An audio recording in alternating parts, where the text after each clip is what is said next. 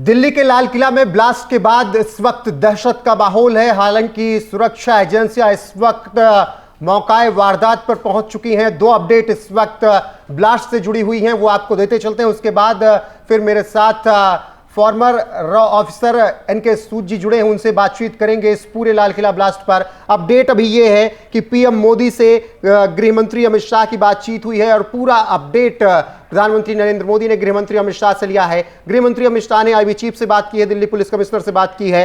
ये पिछले वीडियो में हमने आपको बता ही दिया। गनीमत ये रही कि लाल किला सोमवार को बंद रहता है, वरना यह हादसा और बड़ा हो सकता था। एनके सूद जी, बहुत बहुत यहां पर जिस तरीके से क्षति हुई है और ऐसे में जो कुछ भी आपको अभी ये लाल किला ब्लास्ट में दिख रहा है, क्या ये साजिश दिख रही है या फिर जो अभी बताया जा रहा है कि कोई एक ब्लास्ट था उसमें इतनी जानें चली गई? देखिए जी, मुझे लगता है कि ये एक साजिश है, नेचुरल टेररिस्ट अटैक है ये। आप देखिए, दिल्ली के अंदर कुछ बात हुई, फरीदाबाद के अंदर एक आदमी पकड़ा गया जिसके पास 300 किलोग्राम का आरडीएक्स था, AK-47 है, जो आपके जम्मू एंड कश्मीर से बात हो रही थी। फिर गुजरात की ATS ने पकड़ा एक डॉक्टर को जो दिल्ली के पानी के अंदर जहर मिलाने की कोशिश कर रहा था। फिर मंदिरों के जो प्रसाद है उसके अंदर भी जहर मिलाने की कोशिश कर रहा था। तो यहाँ पे एक साजिश चल रही है पूरे इंडिया के अंदर। जब से इंडिया ने ऑपरेशन सिंदूर की और पाकिस्तान की कमर तोड़ दी है, तो लोग उम्मीद लगा रहे थे कि शायद पाकिस्तान टेररिस्ट एक्टिविटी को खत्म कर देगा। लेकिन जो अजहर मसूद हैं, उन्होंने लेडीज की पोस्ट खड़ी करती है, टेररिस्ट ग्रुप खड़ा कर दिया लेडीज का। साथ में उन्होंने जो टेररिस्ट कैंप है उनको यहाँ से शिफ्ट कर दिया अफगान के बॉर्डर, यानी खैबर पख्तूनख्वा के अंदर 413 टेररिस्ट कैंप उन्होंने वहां खोल दिए हैं। छोटे छोटे कैंप खोल दिए हैं। तो उनको लगता है कि अगर बड़े कैंप खोले जाएंगे तो उस पर इंडिया अटैक कर सकता है हमारे ऑपरेशन दूर के अंदर। लेकिन पाकिस्तान शायद भूल गया है, जैसे उसने अगस्त 22 को गलती की थी जब हमारे 26 हिंदुओं पे अटैक कर दिया था। फिर उन्होंने टेररिस्टों ने कहा था कि आप पीएम मोदी को बताते ना कि हमने मारा यहाँ पे। उनको उम्मीद नहीं थी कि इंडिया ऑपरेशन सिंदूर करेगा, लेकिन अभी भी ऑपरेशन सिंदूर चल रहा है, पार्ट 2 चल रहा है। और मुझे लगता है कि इंडिया इसका पूरा बदला लेगा पाकिस्तान से, क्योंकि इंडिया के अंदर कोई भी अगर टेररिस्ट अटैक होता है तो उसके अंदर पाकिस्तान के ऐसे का हाथ होता है, या पाकिस्तान के ऐसे डायरेक्टली या इनडायरेक्टली। इवन पाकिस्तान के ऐसे के लोग जा रहे हैं बार बार बांग्लादेश के अंदर, और बांग्लादेश के अंदर एक बहुत बड़ी टीम खड़ी हो गई है पाकिस्तान के ऐसे की, वो भी इंडिया के अंदर इसी टाइप का डिस्टर्बेंस करना चाहते हैं नॉर्थ ईस्ट स्टेट्स के अंदर, और इंडिया वहां पे भी अपने आप को अलर्ट कर रहा है। लेकिन मुझे इसमें कोई डाउट की बात नहीं कि जो ये अटैक है ये टेररिस्ट अटैक है। जी बिल्कुल, आपको टेररिस्ट अटैक ये समझ में आ रहा है क्योंकि 9 लोगों की मौत की खबर और 24 से ज्यादा घायल इसी वजह से, और बहुत हाई इंटेंसिटी वाला धमाका था। इसी आधार पर आप कह रहे हैं कि ये आतंकी हमला लग रहा है? देखिए, एक और बात है ना कि जैसे गाड़ियों में ब्लास्ट हुआ है, कोई गाड़ी चलते ब्लास्ट नहीं हुआ कि गाड़ी चलते ब्लास्ट हो गया, कोई पेट्रोल की प्रॉब्लम हुई, कुछ हो गई, गाड़ियां खड़ी हुई थी। और देखिए, ये जो लाल किले का एरिया, यहाँ पे इस एरिया के अंदर आपको पता है कि मुस्लिम भी बहुत हैं, और जो अटैक करने वाले लोग हैं ये भी मुस्लिम आते हैं। और एक बात की जाती है कि टेररिस्ट कौन है, कि इनकी कोई जात नहीं है। टेररिस्टों की जात है, टेररिस्टों की एक ही जात है, वो है मुसलमान। ये यहाँ पे काम करते हैं।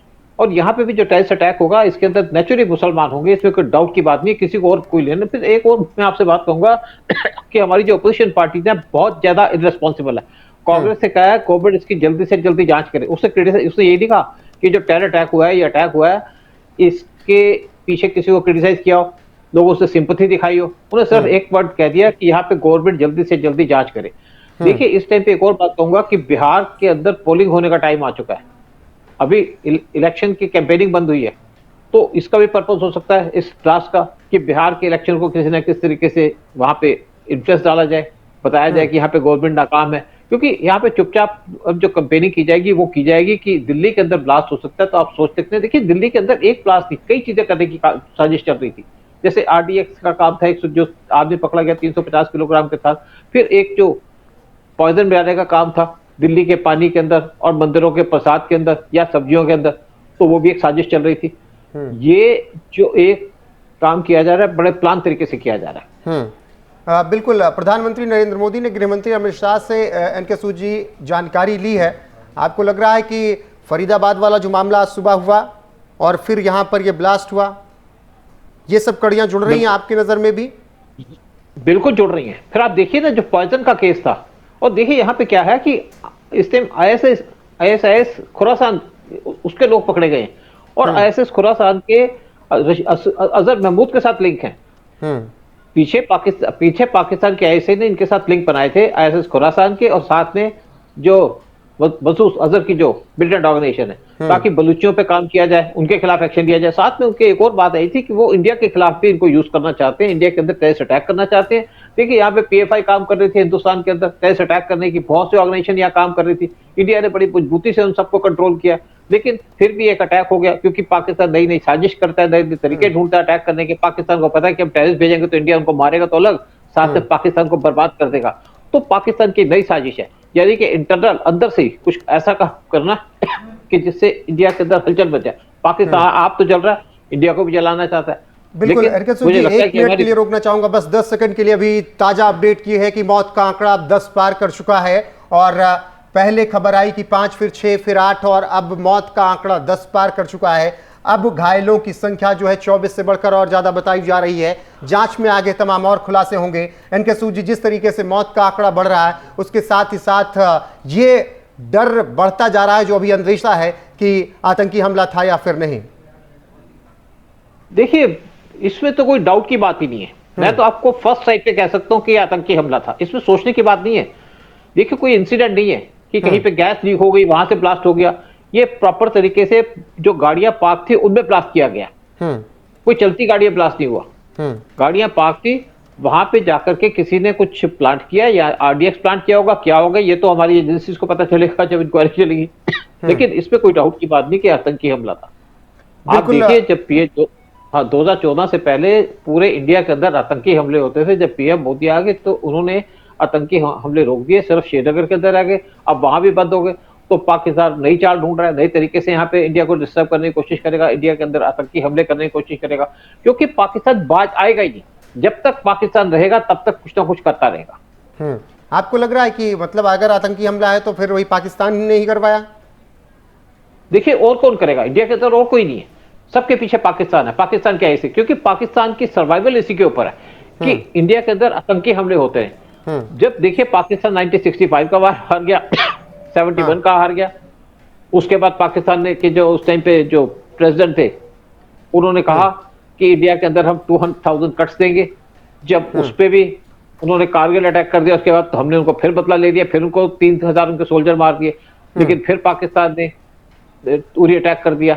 उसके बाद पाकिस्तान में हमने जब सर्जिकल स्ट्राइक की तो पाकिस्तान ने बालाकोट स्ट्राइक, पाकिस्तान ने हमारे 30 सोल्जर को मार दिया। पुलवामा अटैक के अंदर हमने बालाकोट स्ट्राइक कर दी। पाकिस्तान फिर बाज नहीं आया, उसने पहलगाम में अटैक कर दिया। हमने पाकिस्तान के अंदर ऑपरेशन सिंदूर कर दिया, उनके 300 सोल्जर को मार दिया, 9 टेरर कैंप को मार दिया। उसके पाकिस्तान ने आतंकी एक्टिविटीज को बंद नहीं किया, क्योंकि आज उसको है कि उसको यूएस सपोर्ट कर रहा है। और सबसे जो बड़ा आतंकी है वर्ल्ड के अंदर, वो है यूनाइटेड स्टेट्स ऑफ अमेरिका। मैं बड़े खुलासे से कहूंगा कि यूनाइटेड स्टेट्स ऑफ अमेरिका सबसे बड़ा आतंकी है। जब पाकिस्तान के जो टेररिस्ट अटैक होते थे इंडिया के अंदर, कश्मीर के अंदर, तो पूरी इंफॉर्मेशन दी जाती थी सीआईए को, और सीआईए वाले हंस के चले जाते थे। लेकिन जब पाकिस्तान के अंदर 9/11 हुआ, तब उन्होंने पाकिस्तान के खिलाफ एक्शन लेना शुरू किया। लेकिन आप देख लिए रिसेंटली पाकिस्तान ने के जो आसिम मुनीर है और उनके जो प्राइम मिनिस्टर है, जिस तरीके से ट्रंप ने उनको गोदी में बिठाया, एक बार भी 2 बार बिठाया, और जिस तरीके से उनको ले गए, चले गए थे मलेशिया के अंदर, वहां पे भी जाके, और मलेशिया के उससे पहले जो ये गए थे इसराइल की पीस टॉक करने के लिए सीरिया के अंदर, जिस तरीके से उन्होंने अपने गोदी के अंदर बिठाया, वो एक इंडिया को चैलेंज दे रहे हैं, इंडिया को परेशान करने की कोशिश कर रहे हैं। इंडिया के खिलाफ जो पूरी साजिश है वो अमेरिका की मर्जी के बगैर नहीं चल सकती। ठीक है सर, इसी अपडेट के साथ मैं माफी के साथ आपको रोकना चाहूंगा कि एक संदिग्ध को गिरफ्तार कर लिया गया है। फिलहाल जांच आगे चल रही है। सर, कुछ अपडेट आएगी तो आपसे जरूर कनेक्ट करने की कोशिश करेंगे। अभी के लिए बस इतना ही। हर एक अपडेट आपको एनएफ न्यूज पर मिलती रहेगी। लगातार बने रहिए हमारे साथ। नमस्कार।